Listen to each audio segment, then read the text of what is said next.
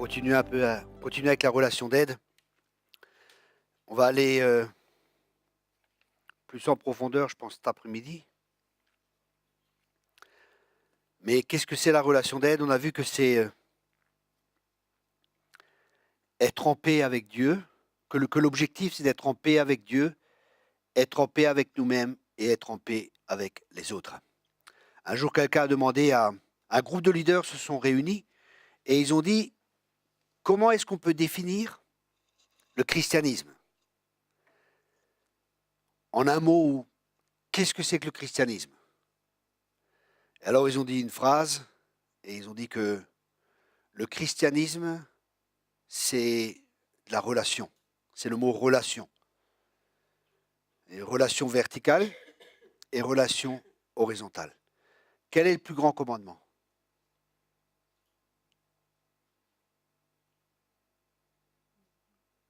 Quel est le plus grand commandement? La Bible a dit que le plus grand commandement, c'est écoute, ô Israël, ton Dieu, tu n'auras pas d'autre Dieu, tu aimeras tout ton cœur, toute ton âme et ton prochain comme toi-même. Okay?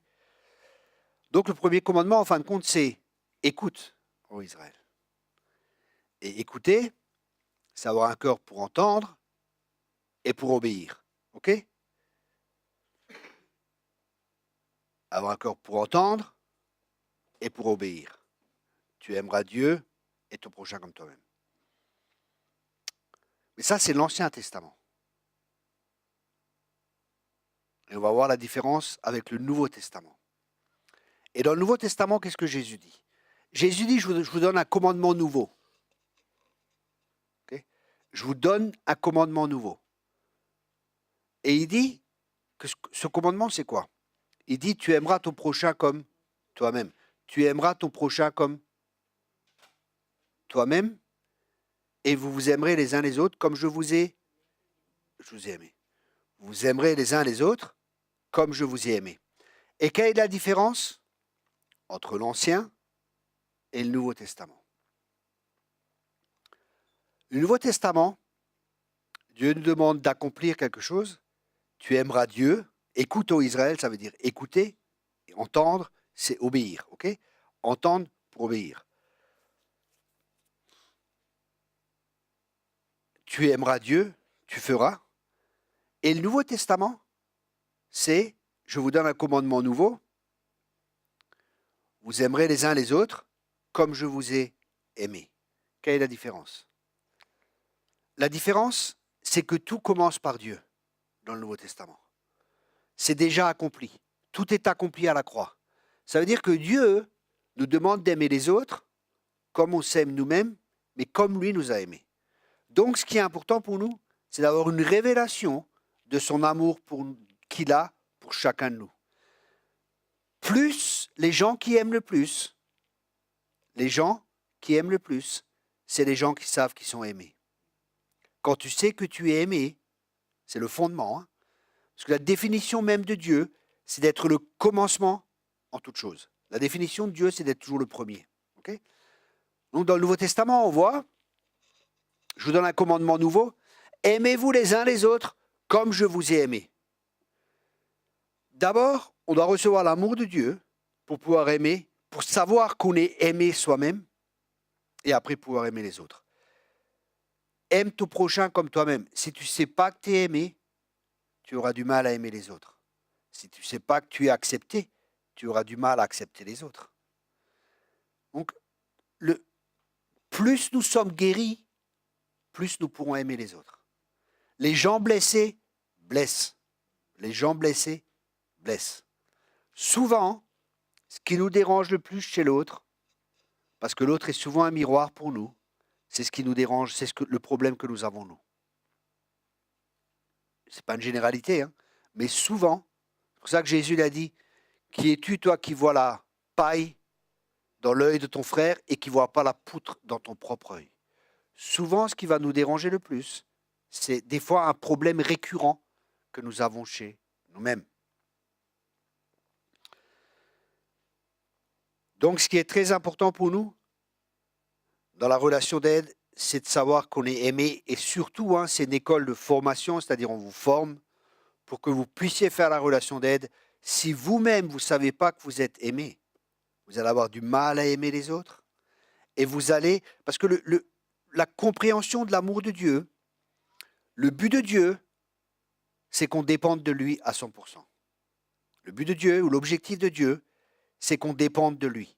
C'est qu'il soit en tout le premier, c'est pour ça qu'on a été créé. Ok ? Ça veut dire, l'homme, l'être humain, il a besoin d'amour et il a besoin d'acceptation. Et si nous n'avons pas ça de la part de Dieu, si nous ne recevons pas ça de la part de Dieu, si nous n'arrivons pas à chercher cette acceptation et avoir cette révélation de l'acceptation et de l'amour de Dieu pour chacun de nous, on le cherchera ailleurs. Et cet ailleurs deviendra une idole. Une idole, dans la parole de Dieu, c'est là d'où on reçoit le secours. Ce n'est pas forcément une idole taillée, un morceau de bois ici et ça, mais c'est de partout où on reçoit le secours. C'est pour ça que Dieu veut être le premier dans notre vie. Parce que de lui, c'est ma source. Dieu est ma source. Dieu est notre source. C'est de lui qu'on reçoit et que tous nos besoins sont comblés. Tous nos besoins, toutes nos sources sont en toi, disait David. Toutes mes sources sont en toi, disait David. Ça veut dire que tout le besoin d'affection, d'amour et ainsi de suite est en toi. Parce que si on ne l'a pas chez Dieu, on le cherchera quelque part d'autre. Ça peut être un partenaire, un mari, une femme, un copain, une copine. Ça peut être dans la télé, dans des jeux, dans plein de choses. Dans la drogue, dans la sexualité, dans plein de choses, on peut chercher ça. Mais c'est quelque chose qui ne va pas combler. La Bible a dit que c'est comme des citernes qui sont trouées. Ça veut dire on va boire, mais c'est troué, ça ne suffit pas. Et on va essayer de combler ce vide. Mais Jésus il a dit, je suis venu pour donner la vie et la vie en abondance. Et celui qui boira de mon eau, il n'aura plus soif.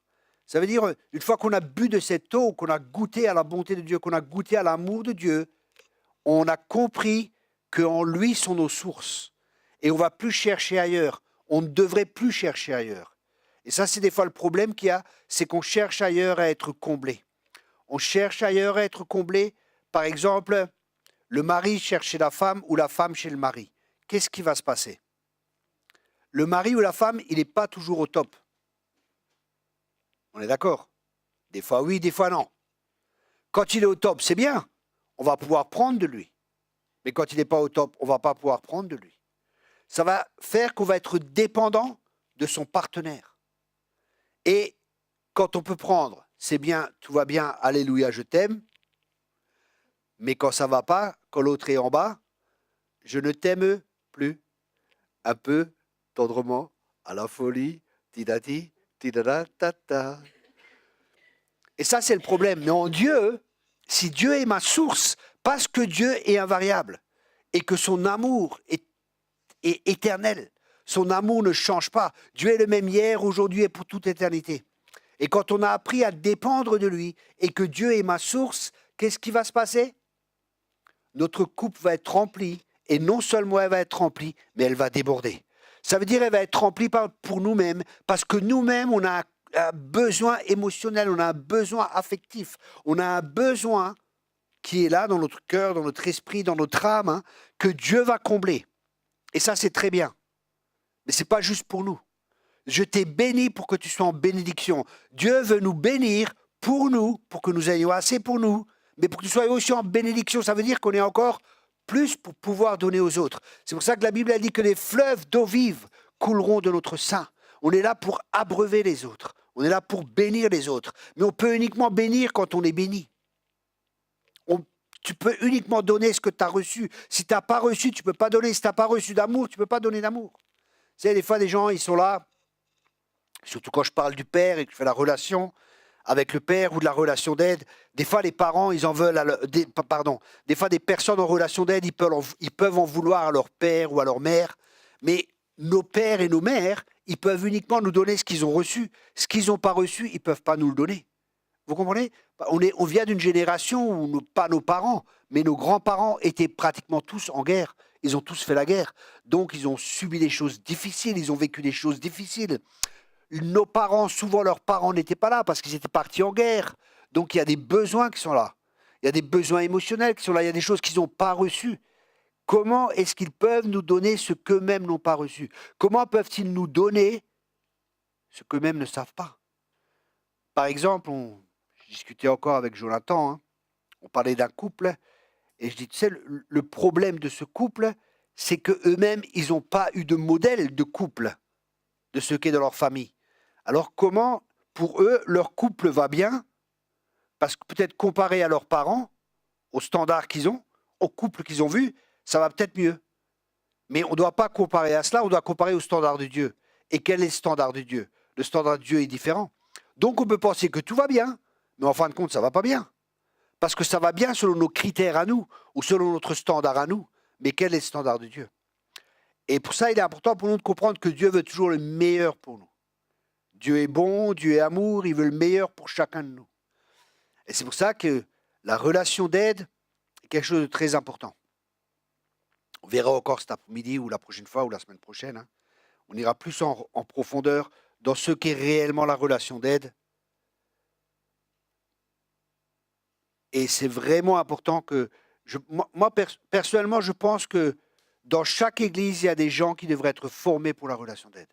Je pense que c'est une nécessité. Dans chaque église, il devrait y avoir des gens qui sont formés pour la relation d'aide. Il y a des églises, je sais qu'avant le culte, ils proposent... Avant le culte, il y a des moments ou du prophétique, ou relation d'aide aussi, ou ça. Il y a plusieurs trucs qui sont là. Hein. Et les gens, avant le culte, ils peuvent venir. Ah, ils peuvent aller voir des gens qui sont prophétiques, ils peuvent aller voir des gens dans la relation d'aide, et ainsi de suite, et ainsi de suite. Mais personnellement, je crois que on devrait tous être formés dans la relation d'aide, mais personnellement, je crois que si l'Église était comme Dieu voudrait qu'elle soit, la relation d'aide, ça se ferait pratiquement tout seul. C'est-à-dire l'Église, si elle est comme Dieu voudrait qu'elle soit, ça veut dire qu'il y a une grande intimité les uns avec les autres. Une grande intimité.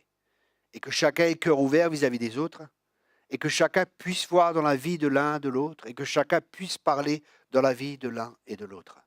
Qu'il y ait une telle transparence, qu'il y ait une telle relation. Ils étaient un cœur, une âme. Okay? C'est ce que disent les Actes des Apôtres. Hein. Ils étaient transparents les uns les autres. Et ça, c'est quelque chose qui est assez délicat pour nous. Pourquoi? Parce qu'on n'est pas habitué à vivre ça. On n'est pas habitué déjà dans nos familles. Même dans nos familles, bien souvent, on ne vit pas ça. Hein. Combien d'enfants sont laissés à leur appareil, tac, pendant 1 heure, ils sont en train de jouer ici et ça, et il n'y a pas de relation familiale. Des fois, je vais au restaurant, je vois les parents, ils sont là, et les 2, 3 jeunes, ils sont là avec leur appareil, ils n'ont même pas de relation, ils ne parlent pas entre eux, il n'y a rien, quoi. Il n'y a aucune relation entre eux. Et je crois vraiment, c'est vraiment un manque dans notre société, hein, où c'est beaucoup de sociétés où il y a la solitude qui est là, chacun est pour soi, il y a beaucoup de solitude, chacun est pour soi, il faut être un battant, il faut être ceci, il faut être cela. Et où il n'y a plus tellement de communion dans les familles, c'est vraiment un manque. Hein. Et, et les gens cherchent cela, parce qu'on a été créé pour le relationnel. On a été créé, les gens veulent appartenir à quelque chose. Les gens recherchent cela. C'est pour ça qu'il y a tellement de sectes. Les gens, ils vont dans des sectes, ils vont dans plein de trucs, parce qu'ils veulent faire partie. Ou alors c'est le club des pigeons, ou c'est le club de chasse, ou je ne sais pas ce que c'est, quoi. Hein, il y a le club des pigeons aussi, où ils se font pigeonner, les gens. Ça s'appelle des sectes. Et il y a des gourous qui sont là. Et les gens, ils vont dans des trucs comme ça. Pourquoi? Parce qu'ils ont besoin d'un sentiment d'appartenance. Et ça, c'est un besoin qu'on a. On a un besoin relationnel avec Dieu, mais aussi les uns avec les autres. Et ce besoin de relationnel, là, il y a des guérisons, il y a des tensions, il y a des choses qui se font, il y a des conflits qui vont être là. Et là, on doit apprendre à gérer les conflits. On doit apprendre à gérer les différences. Et c'est comme ça qu'on va grandir les uns les autres. Et ça, c'est la vraie Église. La vraie Église que Dieu veut, c'est une pierre qui frotte une autre pierre. Mais bien souvent, les gens, ils ne veulent pas trop ça. Ils ne veulent pas de confrontation. Parce que des fois, on a des forteresses, des raisonnements, des forteresses, des hauteurs qui sont là. Et on croit que c'est juste et on vit dans un monde et on vit depuis des années. Hein. Certaines personnes vivent depuis 30, 40 ans dans un fonctionnement qui pense être juste. Et quand quelqu'un vient dire « Waouh, c'est pas juste », waouh, il y a un combat qui est là. Et là, il faut de l'humilité et de l'amour. De l'humilité et de l'amour. De l'amour les uns envers les autres. De l'humilité pour recevoir. De l'humilité pour dire quelque chose de la bonne manière, au bon moment. Et tout ça, c'est un travail. C'est là que Dieu veut de plus en plus amener son Église pour qu'on reconnaisse les disciples à l'amour qu'ils ont les uns pour les autres. Pas aux doctrines qu'ils connaissent, hein, Il y a plein de gens, ils sont dans les doctrines de ci, les doctrines de ça, ils connaissent plein de doctrines. Mais c'est à l'amour qu'on reconnaîtra que vous êtes mes disciples. Et nous sommes fondés dans l'amour. Nous sommes enracinés dans l'amour. Nous ne sommes pas enracinés dans les doctrines. Nous sommes enracinés dans l'amour parce que Dieu est amour. Il y a des gens, ils ont plein de doctrines, mais ils n'ont pas d'amour. Ça sert à quoi? Alors que la Bible, elle dit que le but de la doctrine, c'est l'amour. Le but des doctrines, ça, c'est l'amour. C'est de grandir dans l'amour, c'est d'être enraciné, c'est d'être fondé dans l'amour. Alors les gens, ils savent plein de choses et ils vont se battre les uns les autres. Ça, c'est la bonne doctrine. Non, ça, c'est la bonne doctrine. Et ils vont se battre à coups de doctrine. Non, la seule Bible qui est bonne, c'est la Louis II. Oh là, non, c'est la Louis Ier. Ah, sérieux? Il y a des mouvements comme ça. La seule Bible qui est vraie, c'est telle et telle Bible de ci et de ça. Je me rappelle un jour comme ça, je suis arrivé dans une église. Attendez, c'était pas une église. Non, ça s'est passé comme voilà, ça s'est passé comme ça. Je me rappelle très bien. J'étais commercial et j'arrive quelque part, truc d'assurance, je crois, pour vendre des produits de publicité. Je vendais de la pub. C'était en Autriche. J'avais mon domaine, c'était la Suisse, l'Autriche, l'Allemagne et la France. Tranquille, les stations de ski. Alors c'était tranquille, Gstad et tout ça. Je connais toutes les stations de ski, c'était un super boulot. Voiture de fonction, l'hôtel payé, restaurant payé. Ah, bon, les fils de roi, on ne voulait pas. Hein. Voilà. Donc tout allait bien. Et j'arrive là, je commence à parler dans une assurance et tout, et j'évangélisais pas mal. Je commence à parler du Seigneur et tout. Mais le gars, c'est un chrétien. Ah, je commence à parler, je commence à prophétiser sur lui. Le gars, il pleure ici et ça. Il me dit, ah, il faut que je vous présente à mon pasteur et tout. Il me présente à son pasteur. Dieu me donne une parole pour le pasteur. Paf, je lui donne la parole. Mais c'était l'église qui n'était pas charismatique. Le gars était fraîchement converti, touché par Dieu ici et ça. Mais le pasteur derrière, il a mis les verrous, quoi. Non, ça c'est pas Dieu, ici et ça. De toute façon, la seule Bible qui est vraie, c'est la, je sais plus laquelle. Enfin, c'était un truc, quoi. C'est la seule Bible qui est vraie. Toutes les autres Bibles, elles sont pas bonnes, quoi. Non, mais vraiment, le gars, carré de chez carré, quoi. Et moi, je lui ai donné une parole. Je savais rien du tout, quoi. Mais après, non, c'était pas si. Et oui, si vraiment c'est ceci et cela, qu'est-ce que le Seigneur vous dit et ci et ça? Vous savez? Comme avec le diable, quand il a tenté Jésus. Si tu es le Fils de Dieu, change ses pains et ci et ça. Donc il veut qu'on utilise les dons, hein, et ça, il faut faire très attention. Hein, mais le gars, il avait besoin de relation d'aide, vraiment, le pasteur, quoi. C'était vraiment fermé de chez fermé. Pourquoi je vous raconte ça? Je voulais en venir où? Comment? Voilà, les doctrines. Donc très fermé. Et c'est pas ça le but, c'est l'amour. Et les gens, ils vont venir avec des doctrines différentes. C'est facile d'aller contre, de penser que. Vous savez, parce que des fois, les gens sont enracinés dans leur doctrine. Écoutez bien ça, c'est important. Voilà le point où je voulais en venir. C'est que des fois, les gens sont enracinés dans leur doctrine. Ça veut dire que leur identité, elle est là-dedans. Mais notre identité, elle est en Dieu. C'est Dieu qui nous donne l'identité. Et quand on est enraciné en Dieu, on est enraciné dans l'amour, pas besoin de se défendre, on n'a pas besoin de... Tu as une autre doctrine, ok, c'est pas un souci. Tant que ce n'est pas une doctrine qui soit vraiment... qui touche au fondement. Vous comprenez ce que je veux dire? C'est quelque chose qui touche à la croix, hein, ou à Jésus, là, non. On n'a pas besoin de Jésus, tout le monde est sauvé. Là, non, ça c'est quand même... c'est des fausses doctrines. Là, oui.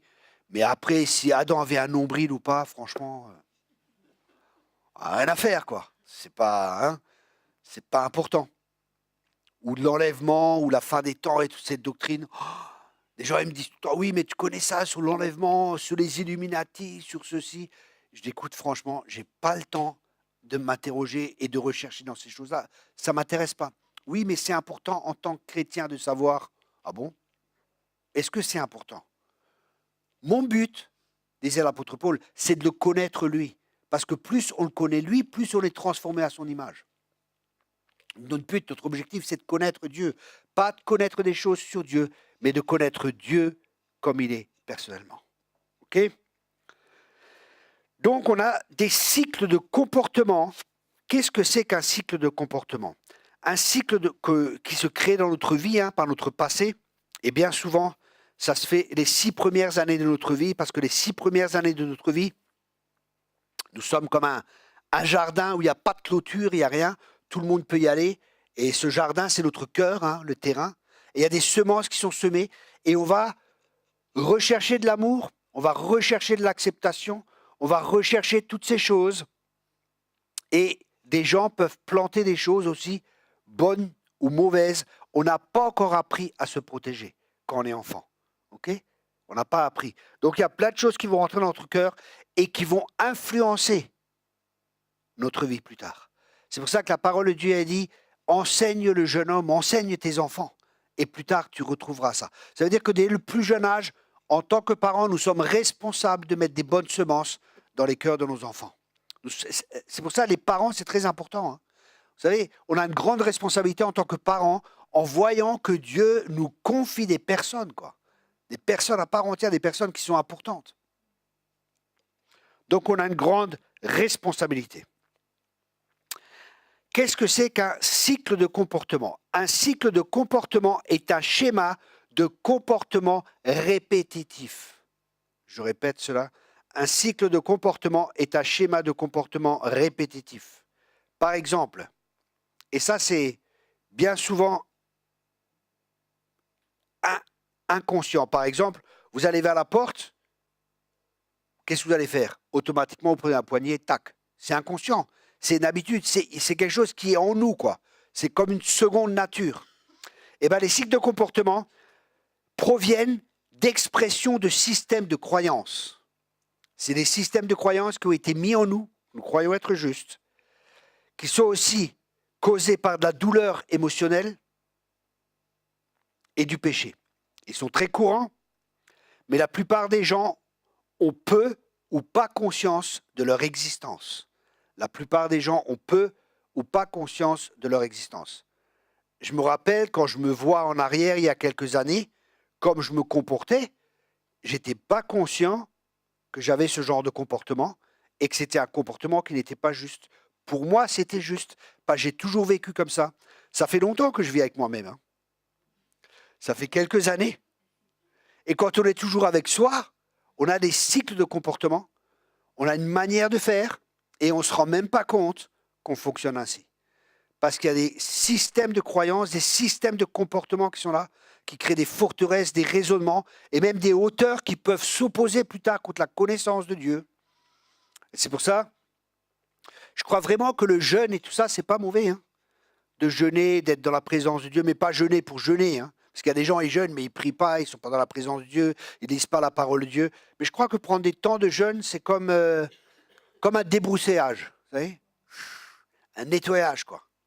On prend des temps de jeûne, on cherche Dieu, on prend vraiment un temps à part pour Dieu, on est juste dans la présence de Dieu, juste lui et nous, et il y a un check-up qui vient, il y a les phares qui viennent de Dieu, commence à fouiller nos profondeurs, et on commence à voir des comportements qu'on a,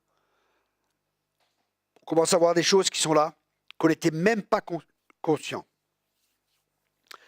La plupart des cycles de comportement se mettent en place sans pensée ou décision consciente. Des fois, vous voyez, on a des cycles de comportement. Hein. Par exemple, il y a des gens, ils se mettent en colère. Paf, dès qu'il y a quelque chose, c'est leur comportement qui est ainsi. C'est un cycle de comportement. Et nous allons voir plus tard, et vous allez voir aussi avec les questions que vous avez, de poser la question à la personne, mais qu'est-ce que tu essayes d'atteindre, par exemple en te mettant en colère? Et dans la relation d'aide, hein, plus tard. Ou qu'est-ce que tu essayes d'éviter? Qu'est-ce que tu essaies d'atteindre? Quel est le but que tu essaies d'atteindre? Ou qu'est-ce que tu essayes d'éviter? Parce que des fois, on peut éviter des choses. Par exemple, on peut éviter, en se mettant en colère, que des gens viennent trop près. Quand on se met en colère, on contrôle en fin de compte. La colère est une forme de contrôle. On essaie de contrôler les autres. Ou on a vu ça aussi des fois chez nos parents. Et on répète ce qu'on a vu chez nos parents. Et ça aussi, c'est quelque chose qu'on va apprendre plus tard. On a vu les comportements de défense. On avait vu ça parmi les cycles de comportement. Avec le fantasme et le déni. Le rationalisme, tout ça, on avait vu ça. Le sarcasme, l'orgueil, le perfectionnisme, on a vu tout ça. Okay. Et les cycles de comportement impies font obstacle, à l'œuvre du Saint-Esprit dans nos vies. Les cycles de comportement impie font obstacle à l'œuvre du Saint-Esprit dans nos vies. Par exemple, je connais une personne, son cycle de comportement est basé sur la peur. Est basé sur la peur. Son fondement, c'est la peur. Ça veut dire que tout ce qu'elle va faire a pour fondement la peur. Alors, il y a des choses qu'elle va faire, mais il y a des choses qu'elle ne va pas faire à cause de la peur. Par exemple, la peur de l'échec. Si tu as peur de l'échec, il y a des choses que tu ne vas pas faire, parce que tu as peur d'avoir un échec. Et comme tu as peur d'un échec, et qu'un de nos besoins fondamentaux, c'est l'acceptation, comme on a peur de l'échec, on va se dire, si on a un échec, les gens ne vont pas nous accepter. Donc je préfère ne rien faire. Vous comprenez ce que j'essaie de partager? Vous comprenez ma manière de penser? Si j'ai un échec, je ne vais pas être accepté. Donc je ne fais rien, donc je vais être accepté. Ou alors, il y a des personnes, qu'est-ce qu'elles font? Elles disent toujours oui et amen à tout. Oui et amen à tout le monde.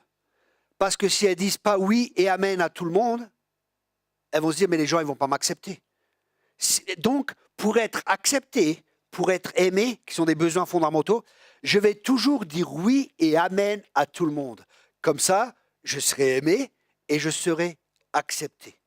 Et ça peut être déjà dans la famille. Très très tôt, ça peut s'implanter dans la famille.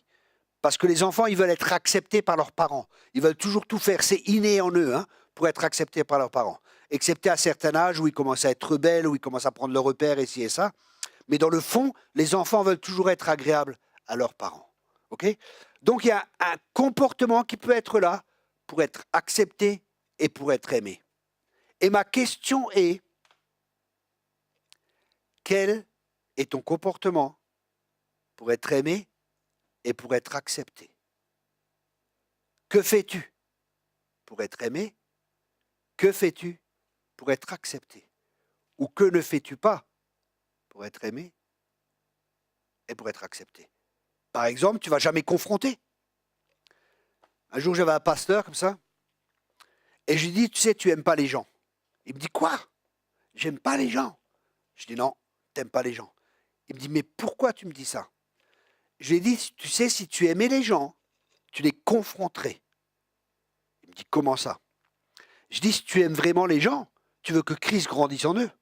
Ça veut dire que tu dois aussi confronter des choses dans leur vie. Ça veut dire qu'il y a des choses que tu dois leur dire dans leur vie qui ne sont pas justes et qui ont besoin d'être ajustées, qui ont besoin d'être changées, qui ont besoin d'être transformées pour que Christ puisse grandir en eux. Mais tu ne leur dis pas parce que tu ne les aimes pas. Il me dit, je ne te comprends pas. J'ai dit, c'est très simple. Tu t'aimes plus toi que tu aimes les gens. Tu ne les confrontes pas parce qu'en les confrontant, les gens vont te rejeter, ils vont peut-être pas t'accepter. Et comme tu vas être aimé, comme tu vas être accepté, tu vas jamais rien leur dire, tu vas leur dire tout va bien, parce que si tu leur dis quelque chose, ils vont pas t'accepter, ils vont te rejeter. Et comme tu as peur d'être rejeté, comme tu as peur de ne pas être accepté, tu vas aller dans le sens des gens et tu peux pas. Et la Bible et l'apôtre Paul dit, je ne peux pas être serviteur de Dieu si je cherche encore à plaire aux gens, parce qu'on cherche à plaire à Dieu. Parce que tu ne peux pas faire de compromis. Rappelez-vous Saul. Pourquoi est-ce que Saul a été rejeté par Dieu? Saul, il dit oui, mais que je trouve encore faveur auprès du peuple. David cherchait la faveur auprès de Dieu. Saul cherchait la faveur auprès du peuple. Saul cherchait à être accepté des gens. David voulait l'acceptation de Dieu qui était plus importante pour lui que celle des personnes. Vous comprenez cela? Et une fois qu'on a cette acceptation, qu'on a cet amour, que notre cœur est satisfait, que nos besoins sont comblés en Dieu, on n'est plus dépendant des autres. On n'est plus dépendant des autres. Ça veut dire qu'on ne sera plus manipulé, qu'on ne sera plus contrôlé par les autres, et qu'on ne manipulera plus et qu'on ne contrôlera plus les autres. Parce qu'on est comblé en Dieu. Sinon, on va essayer de combler les autres. Par exemple, un homme, il voit une femme. Oh là là, qu'est-ce que t'es belle. Tu seras ma princesse. Et puis elle, Elle attend que ça. Princesse. Personne exceptionnelle. Parce que chacun veut être exceptionnel. Et quand on comprend le fonctionnement, c'est très facile de manipuler et de contrôler les autres. T'es ma princesse. Jamais une femme comme toi. Oh, je ferai tout pour toi. Tu es unique pour moi. Oh là là. Quand elle entend ça, et clac, clac, dans la poche. Mais en fin de compte, qu'est-ce qu'il veut? Il veut juste du sexe, le gars. Parce que les hommes, c'est comme ça, souvent. Mais qu'est-ce qu'il veut en fin de compte? Il croit qu'à travers la sexualité, il va combler le besoin de son cœur. Il va combler le vide de son cœur. Mais c'est aussi un mensonge. Parce que le besoin est un besoin spirituel. Et une pratique naturelle ne peut pas combler un besoin spirituel. Bien que la sexualité soit aussi spirituelle. Parce que les deux deviennent un. Mais ça ne va pas combler les besoins les plus profonds. Parce que le sexe et l'amour, ce n'est pas la même chose. Si vous ne croyez pas, demandez une prostituée. Vous comprenez? Ça, c'est vraiment des fondements qui sont importants pour nous. C'est des fondements qui sont très importants quand vous allez avoir de la relation d'aide, quand vous allez avoir les gens en face de vous et que vous allez travailler avec les personnes. De comprendre que des gens ont des besoins, et on verra plus tard encore avec la pyramide de Maslow, qui connaît cela? Quelques-uns, une personne, deux personnes, ok. On va parler de tout ça, de tous les besoins, et ça va vraiment nous aider à comprendre que les gens ont des besoins et que les gens cherchent à combler ces besoins et qu'il y a des besoins qui sont créés par Dieu, hein, bien sûr, c'est des besoins qui sont là de Dieu. Tu as besoin de manger, tu as besoin de respirer, tu as besoin de toutes ces choses. Hein. Ça, c'est des besoins. Et il y a des besoins, dans cette pyramide, il y a des besoins fondamentaux et ça va en croissant. Mais il y a des besoins qui sont là en chacun de nous. Et un des besoins, c'est l'amour, c'est l'acceptation, c'est ce que Dieu a prévu de nous donner aussi à travers nos parents. C'est pour ça que la famille est tellement importante, le père et la mère, pas le père et le père et la mère et la mère, pas les couples homosexuels. C'est pour ça que Dieu a créé Adam et Ève et pas Adam et Dève. Adam et Ève. Parce que Adam et Ève se reproduisent. Adam et Dève ne se reproduisent pas. Ok? C'est pour ça que c'est homme et femme. Et comme ça, quand il y a une reproduction, Dieu a prévu que l'amour inconditionnel que les enfants ont besoin vienne de leurs parents. Mais les parents peuvent uniquement le donner quand ils l'ont reçu de Dieu. Hein. Et bien sûr, les parents aussi donnent de l'amour inconditionnel. Mais avec Dieu, c'est encore plus fort, c'est beaucoup plus développé. Même si on veut faire le bien en tant que parents, hein, on voit nous-mêmes, on est tous blessés, on a tous des blessures, hein, et on fait tous des erreurs avec nos enfants. Okay, tous. Ça, être chrétien, c'est vraiment un privilège dans la famille. Et c'est vraiment, Dieu met vraiment l'accent sur la famille. C'est tellement important la famille. Hein. Vous savez, si on retourne vraiment, et je crois que c'est vraiment important qu'on retourne vraiment au principe biblique. Hein. Si quelqu'un veut être un leader, qu'il sache bien tenir sa famille. C'est vraiment un critère. Pourquoi? Parce que tu ne sais pas tenir ta famille, comment tu veux tenir la famille de Dieu? Comment veux-tu être un exemple dans l'Église? Parce que la famille est très importante aux yeux de Dieu. Pour nous, c'est important de comprendre ça. Parce que le royaume de Dieu, il doit se vivre en famille aussi. Hein. Et le but, c'est le royaume de Dieu, c'est-à-dire que Jésus est Seigneur, que Jésus est premier en tout. Là, j'ai un ami qui a vraiment... c'est vraiment un réformateur, c'est un apôtre aussi, et il écrit vraiment des choses qui sont vraiment intéressantes. Là, j'ai lu dernièrement ce que Luther a amené une réforme, mais il n'a pas terminé la réforme.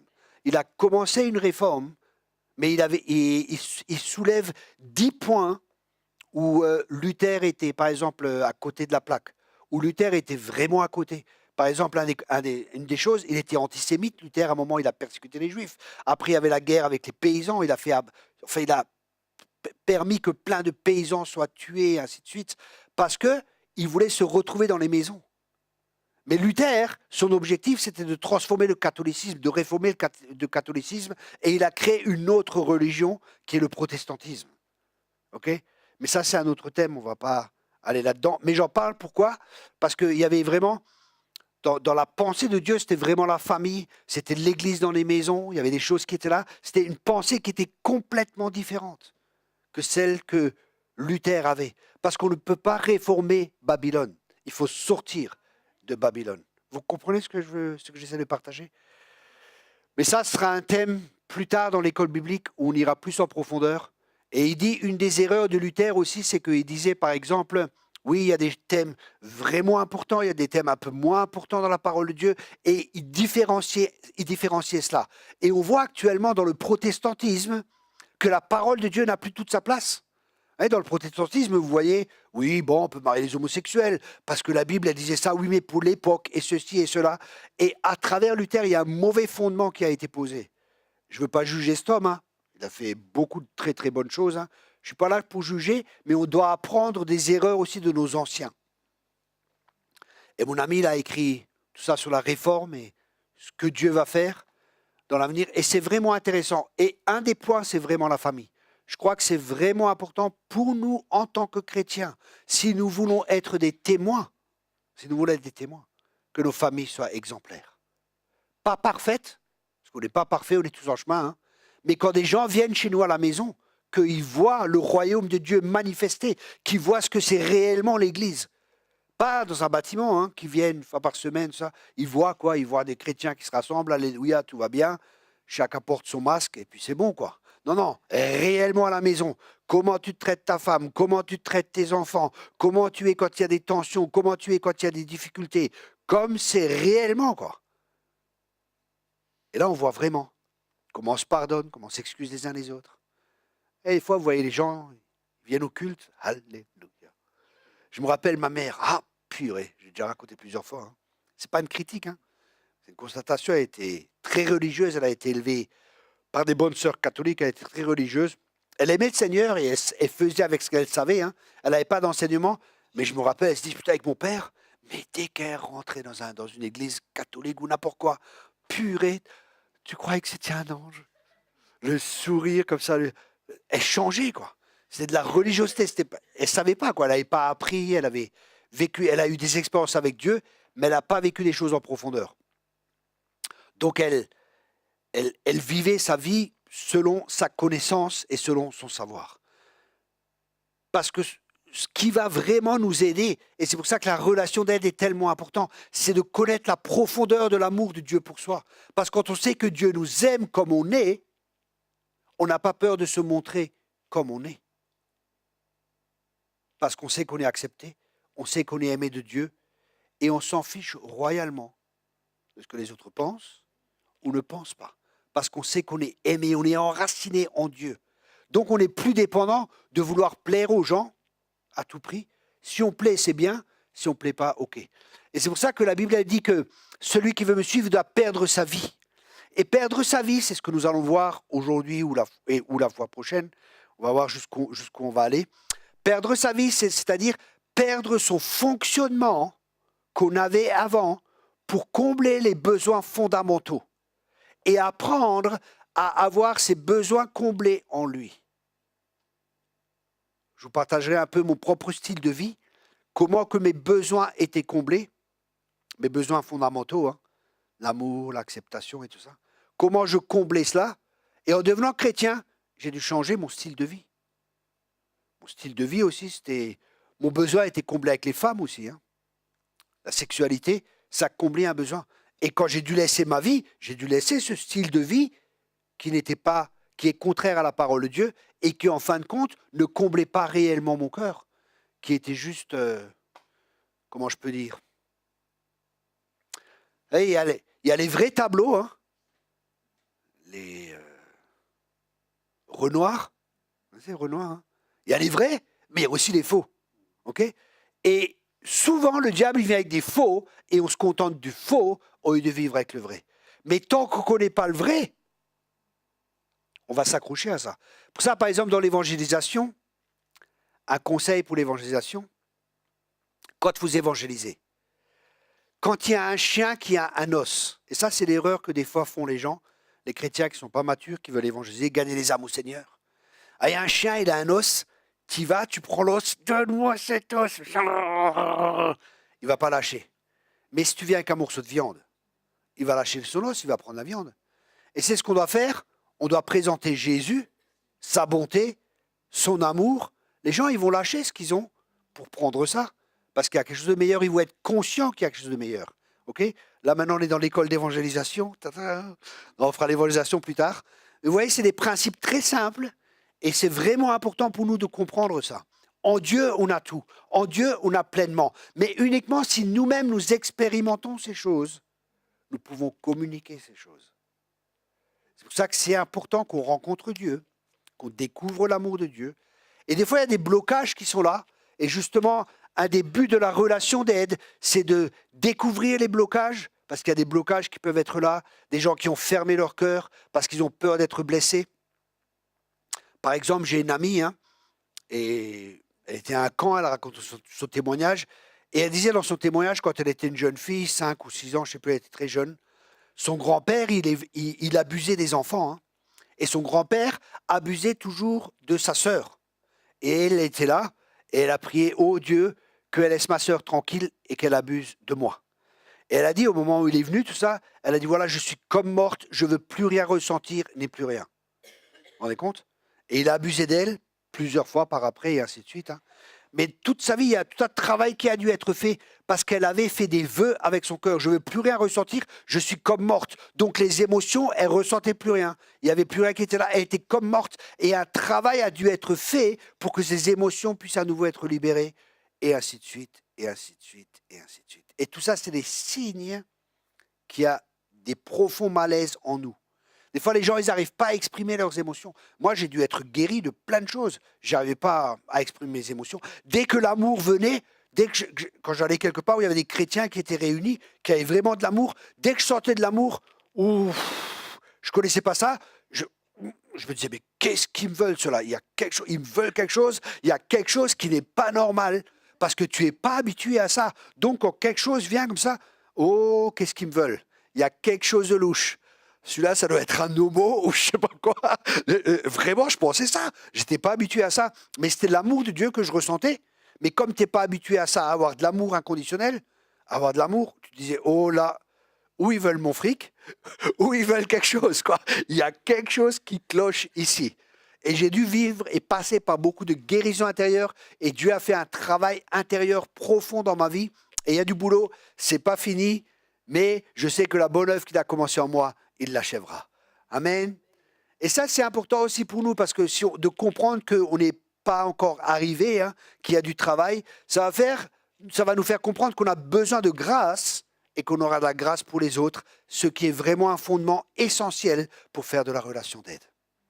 Amen.